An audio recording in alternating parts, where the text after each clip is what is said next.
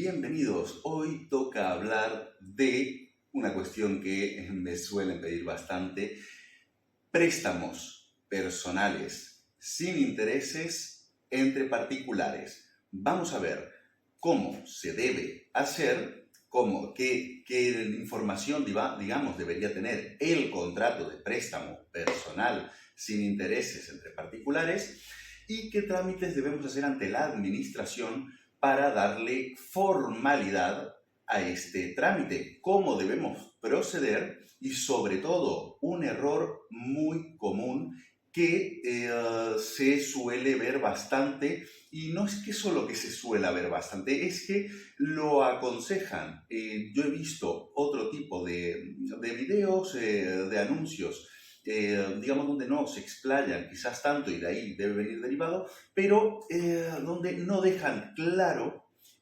cómo no cometer este error, o incluso a algunos les he escuchado decir que deben recomendar hacer justo todo lo contrario de lo que no se debe hacer. Así que mucho cuidado con esto. Voy a explicar por qué este error puede ser fatídico para este tipo de contratos y vamos a intentar entender cómo funciona y el porqué de cada cosa para que todo sea 100% correcto.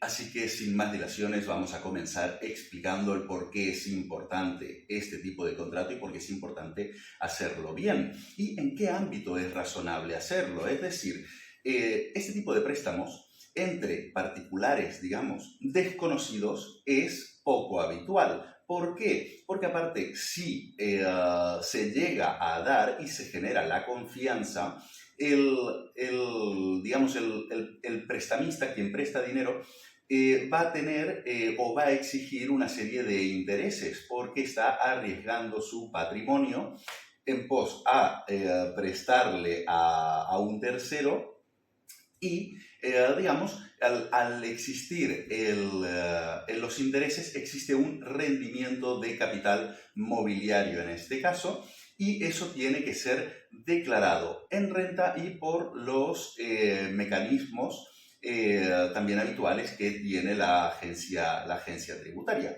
Entonces, claro, esto ya te cambia bastante la dinámica. ¿Y por qué es interesante, digamos, el hecho de que sea sin intereses? Y por eso especifico particularmente y profundizaremos en esta modalidad, porque al no tener intereses no genera rendimientos. Entonces, al no generar rendimientos te ahorras un montón de obligaciones fiscales. Pero, ¿qué sucede cuando es normal que se dé este tipo de préstamos? Principalmente entre familiares y amigos, muy amigos. Recordar, uno de los motivos principales para perder un amigo es deberle dinero o incluso prestárselo. Pues una vez contextualizado por qué es importante el hecho de que no tenga intereses y en qué contexto se daría, también tenemos que entender por qué es importante formalizar este tipo de préstamos. Porque la agencia tributaria, como ya os he dicho en bastantes otros videos que encontraréis en el canal, recibe información no directamente de tu banco, pero sí del Banco de España, y recibe informaciones medias de ingresos y gastos digamos, en el ejercicio anual, en el periodo anual. Entonces, ¿qué sucede? Si a ti, por ejemplo, te vas a comprar un piso, tus padres te prestan, no sé, 40.000 euros y te lo transfieren y tú pues se lo irás devolviendo poco a poco. Pues bien, si esto no se formaliza, agencia tributaria va a recibir o va a tener constancia de esa cantidad de 40.000 euros que has ingresado, digamos, en tu patrimonio de alguna manera, y no le concordará con tus tipos de ingresos, que normalmente pueden ser de una nómina bastante, digamos, generalizados, es decir, sin muchas variaciones. Y entonces esta cantidad le puede llegar a llamar la atención, sobre todo porque la agencia tributaria cruza datos con seguridad social, entonces puede saber qué es lo que estás cobrando por nómina, eso también entra por el banco, es decir, es bastante complejo todo el sistema, pero bueno, con la idea que os tenéis que dar es que la agencia tributaria le va a llamar la atención ese movimiento y te preguntará. ¿Y qué pasará? Si lo tienes debidamente formalizado, es mucho más sencillo de explicar que no estar intentando dar las explicaciones pertinentes, que a pesar de que esté bien, tienes el funcionario que tiene que creerse todas esas explicaciones. Si todo esto lo acompañas con documentación formal, que ahora veremos cómo se hace, pues le facilitas bastante la tarea al funcionario para que dé tu versión por buena y evitar cualquier tipo de conflicto y acabar pagando impuestos por una situación que no era necesaria liquidar impuestos. Así que, primeramente, vamos a repasar cómo se hace un contrato de préstamo personal entre particulares sin intereses. Os voy a comentar qué información debe tener y por qué. Y luego, pues ya vosotros mismos lo elaboráis con vuestras propias palabras. También es verdad que encontraréis multitud de modelos en Internet, pero una cosa es encontrar un modelo hecho y rellenarlo, y otra cosa es saber entender muy bien por qué ese modelo es así y por qué tiene esa información. Porque, sobre todo cuando agencia tributaria os requiera para explicar alguna cosa, tendréis que aportar este documento y tendréis que saber explicarlo por qué lo habéis hecho así. Es decir, os va el bolsillo en entender este tipo de contratos. Así que vamos a repasarlo. Como todo contrato, debe llevar la titulación del tipo del contrato. En este caso, tan sencillo como préstamo personal sin intereses, esto se ha de especificar, entre particulares. Luego, inmediatamente debajo o incluso encima, tenéis que poner lugar y fecha de donde se formaliza este contrato. Importantísimo, la fecha. La fecha es clave en cualquier contrato. Tiene que haber fecha. Seguimos. Luego se ha de identificar al prestamista con su nombre completo, su DNI, su domicilio, sobre todo porque si después tiene que haber alguna reclamación, tenéis que tener una dirección donde notificar. Esto es importante, es imprescindible para todos los contratos, cualquier tipo de contrato, y especificar también que esta persona es el prestamista, la persona que va a prestar el dinero. Inmediatamente debajo identificamos al prestatario o a la prestataria, que incluso pueden ser varias partes, tanto los prestadores como los receptores, para que se me entienda, pueden ser varios y, o uno solo, de más, es decir, hay múltiples fórmulas, es decir, no es un formato, digamos, estricto en el cual no puedas de esto. Pero bueno, para que nos entendamos, pueden ser uno o varios. Y lo mismo, la misma información, nombre completo, DNI o NIE y domicilio, por lo mismo, por el tema de las notificaciones. Y se ha de especificar que esta persona o estas personas en concreto son la prestataria o las prestatarias. A continuación, la típica formalidad que prácticamente hay en todos los contratos, con capacidad de legitimación para contratar, estas partes, establecen o otorgan, digamos, este contrato de préstamos sin intereses entre particulares. Volvemos a identificar el contrato para que no quede ningún tipo de dudas al respecto.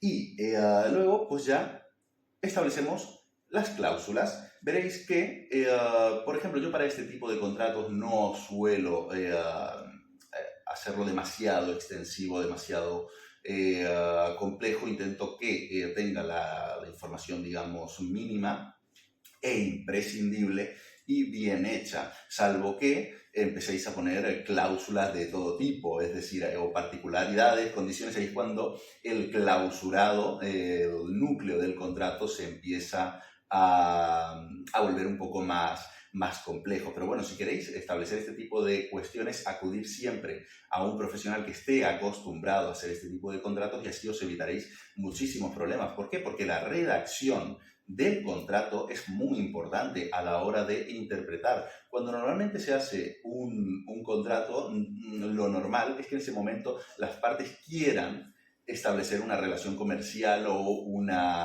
digamos, unas dinámicas en conjunto y lo que el cuerpo te pide o te dice es que tenéis ganas de hacer eso, sois más pro firma del contrato y estáis pensando poco en que la situación se pueda torcer. Pero cuando los contratos, las relaciones comerciales se alargan, pasan cosas, van sucediendo circunstancias, hay variables, se pueden dar conflictos. Así que es muy importante establecer los condicionantes, las cláusulas, sobre todo las que puedan ser complejas, en el momento en el que todavía no hay ninguna obligación por ninguna de las partes y no hay un conflicto, digamos, en ninguna de ellas, por lo cual ambas partes tendrán plena libertad para negociar esas condiciones. En el momento que ya se ha torcido, ya vas a tener una situación más compleja para negociar y la parte, digamos, perjudicada tendrá que apelar a la buena voluntad de la parte no perjudicada, que en ese momento se vuelve fuerte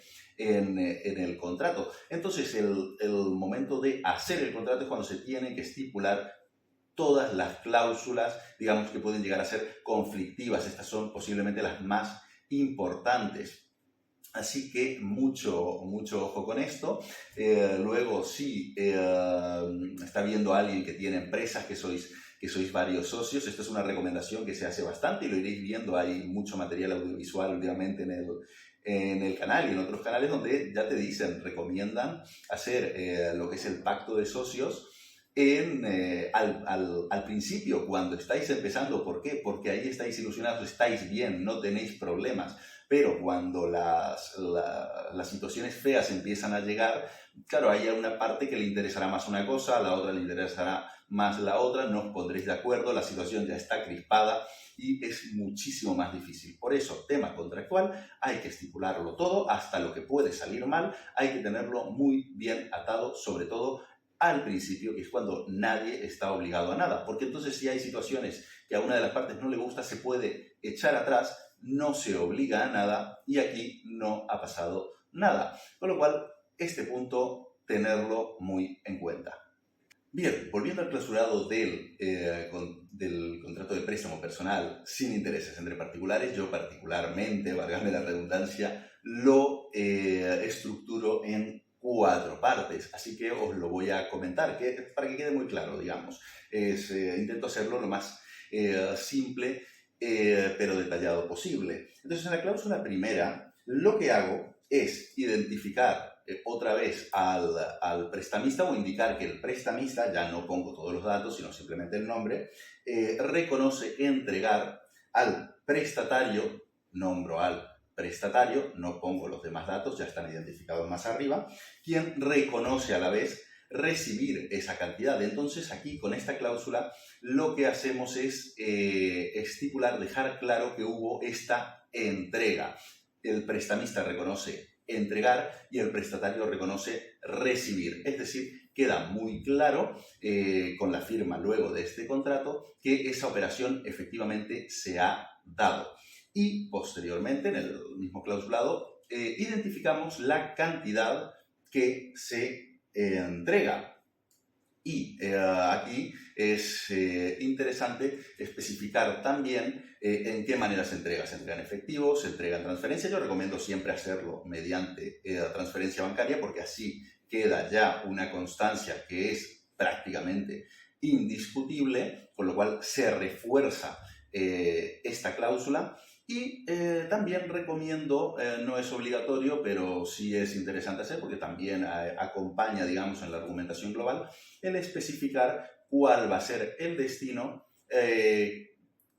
para qué va a destinar, digamos, el prestatario esta cantidad que le es prestada. Pues es una especie de condición, digamos, que se da por parte del prestamista. Oye, yo te presto este dinero, pero que sea para comprarte tu coche que te hace falta para trabajar, que sea para dar la entrada de la vivienda que vas a comprar, es decir, no para que te lo gastes en cualquier cosa.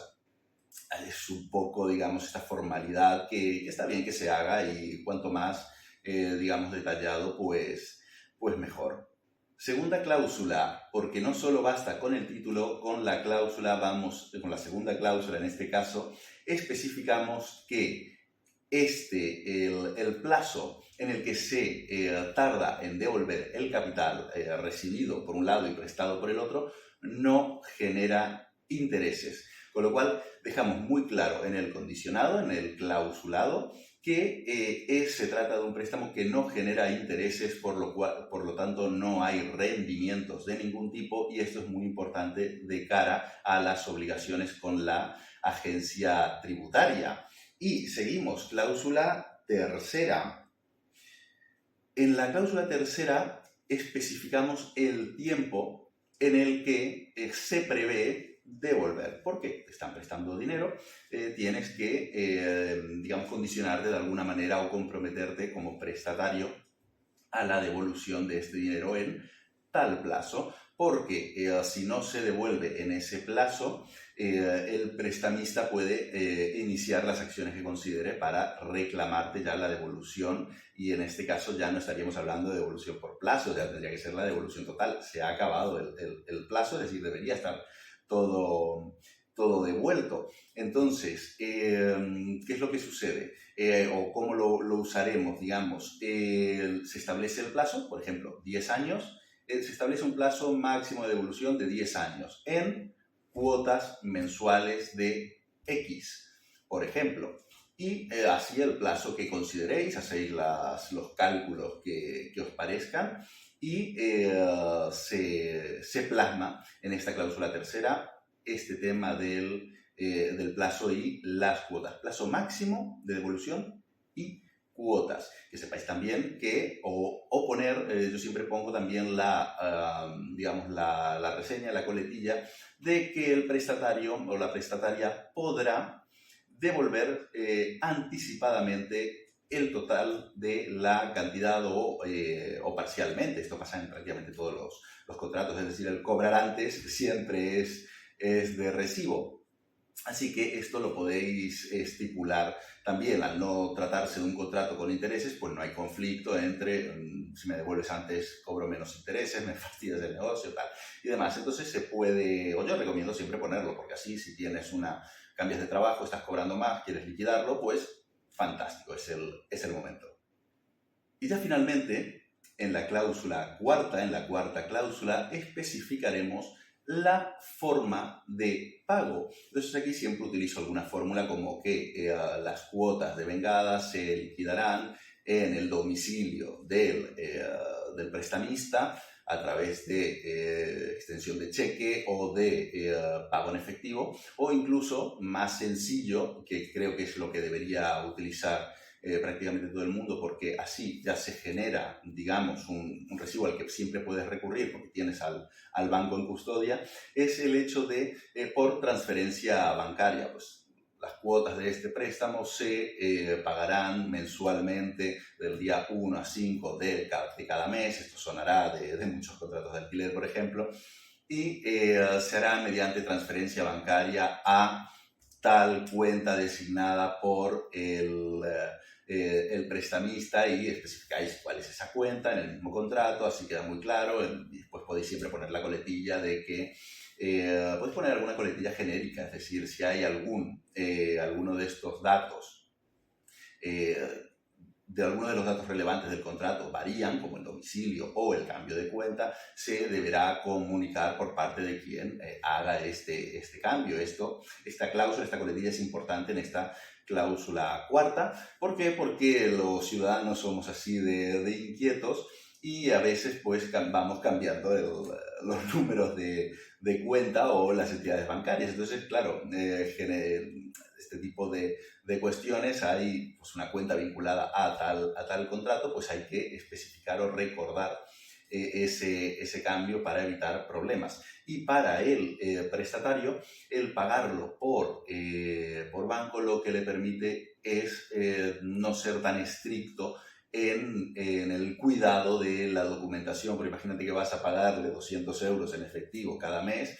tenéis que hacer los recibos, luego los pierdes, yo qué sé, puede pasar cualquier cosa. Bueno, con el sistema bancario, digamos, tienes ese sistema de custodia y puedes ir descargándote telemáticamente o electrónicamente los recibos, incluso si no lo haces, después ir pidiéndolos al banco cuando te hace falta y demás, porque esa información debería estar allí. Y con esto ya os he dicho las 4 cláusulas imprescindibles que yo acostumbro a trabajar. Y finalmente tenemos la coletilla o la frase que sirve para todos los contratos, que es la de, mira, lo cito textual: en prueba de conformidad, los otorgantes firman por triplicado el presente contrato en lugar y fecha indicados en el encabezamiento. Luego pones el prestamista, puedes poner el nombre y el DNI también, el prestatario o los prestatarios, nombre y DNI también, y firmáis, pues puede ser manuscritamente con firma electrónica, eso ya pues tiene la validez pertinente, y pues ya tenéis firmado un contrato de préstamo personal sin intereses, con prácticamente todas las garantías posibles. Bien, una vez tenemos el contrato listo y firmado, tenemos que proceder a darle la formalidad adecuada para no tener problemas con Hacienda. ¿Y por qué esto es importante? Si tú dices, oye, es un contrato entre partes, está firmado por las dos partes, está bien hecho y demás. Vale, ¿cómo le damos esta importancia o esta relevancia, esta formalidad a este contrato? Tengamos en cuenta que prácticamente todos los negocios, digamos, jurídicos de alguna manera, tienen que pasar alguna especie de filtro con la administración tributaria para que ésta pueda tener su control, sobre todo si hay intercambio de cantidades de dinero en este contrato, y sobre todo si son cantidades que les va a llamar la atención al fisco. Pues bien, aquí, al momento de haber formalizado el contrato de préstamo personal sin intereses entre particulares, que sepáis que tenéis 30 días hábiles para presentar lo que es el modelo 600 de impuesto de transmisiones patrimoniales. Y este modelo 600 tenéis que tener en cuenta que es un impuesto, un modelo derivado a las comunidades autónomas, por lo cual, dependiendo de qué comunidad autónoma, en qué comunidad autónoma estéis, digamos, o se haya formalizado este contrato, pues tendréis que ir al organismo de Hacienda de esa comunidad autónoma y presentar el modelo 600. En mi caso, yo estoy en Cataluña, nosotros tenemos Tributs de Cataluña, que es la entidad que gestiona los impuestos cedidos por el Estado para gestión, digamos, autonómica. Este es uno de ellos.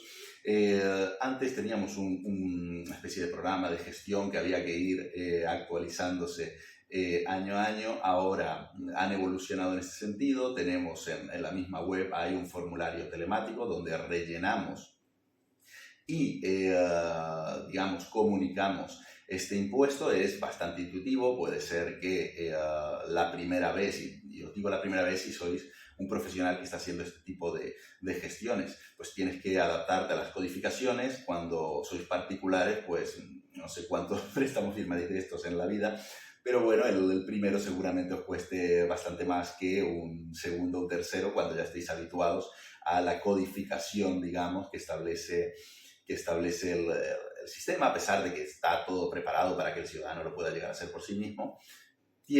Puede generar alguna duda, porque si te da una opción muy clara, pues bien, pero cuando te dan bastantes, pues tienes que saber, digamos, adaptarte, y lo que te puede generar confusión no es tanto el préstamo no sé qué, sino es un derecho real, es un bien mueble, es lo que sea. Es decir, este tipo de codificaciones son las que hay que tener en cuenta, pero bueno, siempre podéis acudir a un profesional para que os haga este tipo de trámites. El profesional que ya está acostumbrado a esta jerga, a esta técnica, eso lo ve enseguida y no acostumbra a tener problemas.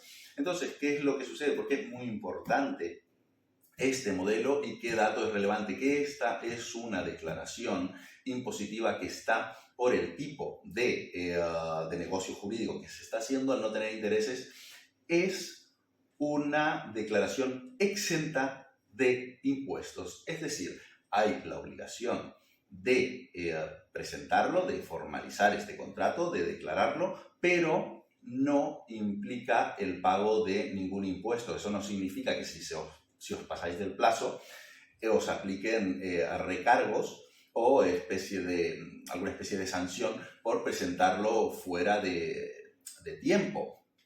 Pero si lo hacéis bien, en el tiempo que corresponde, pues este modelo, este impuesto, no genera intereses, no genera impuestos, está exento. Eso es muy importante, es muy relevante porque facilita mucho la vida al ciudadano, permite que se hagan este tipo de operaciones sin tener un coste impositivo adicional. Y ahora ya sí, consejo, aviso para navegantes, por favor, esto es muy, muy importante que no os equivoquéis en esto. ¿Y por qué lo digo? Porque he escuchado consejos que dicen justo todo lo contrario. Es decir, tienes el contrato, lo tienes bien formalizado, perfecto. Has presentado el modelo 600 en tu comunidad, le has dado formalidad ante los organismos públicos, perfecto. Cuando presentes el modelo 600 vas a tener que cargar, digamos, vas a tener que aportar el contrato digamos, como documentación adjunta. Vas a tener que pasar copia de ese contrato con los DNIs de los firmantes. Esto es importante. Eso ya toda la formalidad la tienes hecha. Y ahora, ¿qué es muy importante?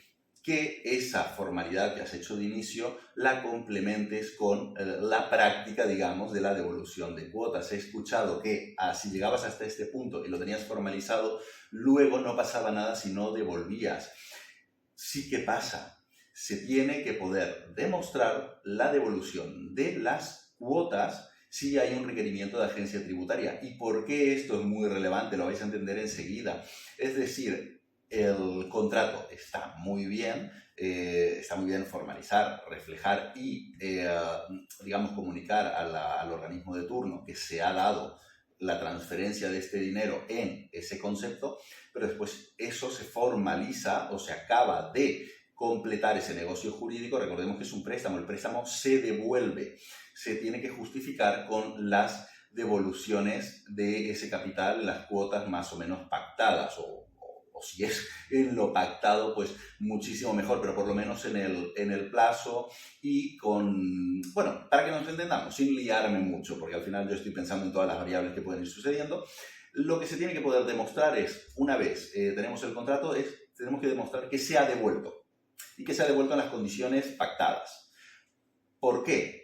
Porque tenemos que tener muy en cuenta, y esto a veces en los consejos rápidos que encontramos por internet, no sé por qué no lo cuentan, pero lo que tenemos que tener muy, muy en cuenta es que si no se devuelve, si el prestatario no devuelve el préstamo y el prestamista no reclama, no puede justificar, si no se puede justificar que se le ha devuelto y la otra parte no puede justificar que ha tomado todas las medidas para reclamarle, que esto suele ser una reclamación judicial, se está dando lo que se conoce como una condonación de la deuda.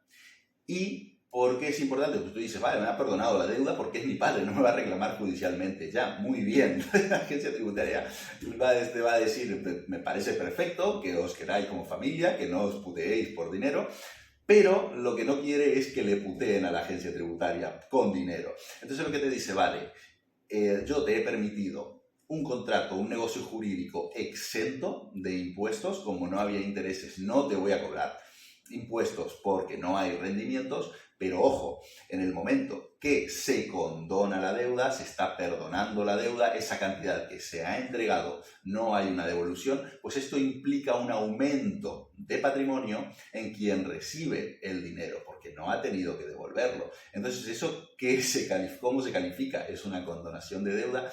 ¿Y en qué se transforma una condonación de deuda? En una donación. Se transforma en una donación, y una donación, sea entre padre e hijos, entre lo que sea, entre muy allegados incluso, tiene impuesto de sucesiones y donaciones y se ha de pagar. Entonces, todo este negocio, esta formalidad, digamos, todo este esfuerzo en hacer el contrato, en presentarlo en el organismo tributario de tu comunidad autónoma y intentar hacerlo bien, acaba quedando todo en papel mojado porque no se ha hecho el último paso, que es muy, muy importante. Entonces esto hay que hacer las cosas bien. Si es un préstamo, se tiene que devolver. Si lo que se pretendía era dar dinero y no devolver, eso se tiene que liquidar como donación. Hay maneras, se hace el mismo contrato de donación, se presenta donde se tiene que presentar, también es un impuesto seguido a las comunidades autónomas y ya queda todo liquidado. Lo que pasa es que, claro, una donación implica pagar impuestos. Yo entiendo que es muy goloso no pagar impuestos, pero las cosas se tienen que hacer de manera correcta, se tienen que hacer bien.